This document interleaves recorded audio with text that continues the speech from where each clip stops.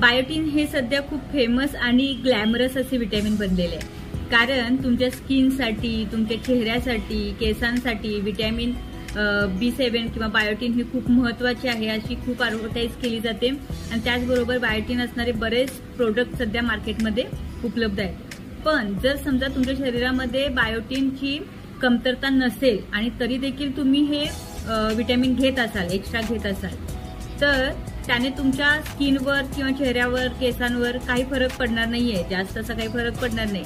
पण तुमची vitamin D आणि थायरॉइड हार्मोनची शरीरातली पातळी आहे ही थोडी विस्कळीत होऊ शकते। त्यामुळे गरज असेल तरच बायोटीनचं सेवन करा, अन्यथा घेऊ नका। हे विटॅमिन B7 आपल्याला रताळे, ॲव्होकाडो, ड्रायफ्रुट्स, तसेच मासे, अंडी ह्याच्यातून मिळून जाते। त्याचप्रमाणे बायोटीन आणि विटॅमिन B7 ह्या ब्रँड नावानेच हे आपल्याला कॅप्सूल, टॅबलेट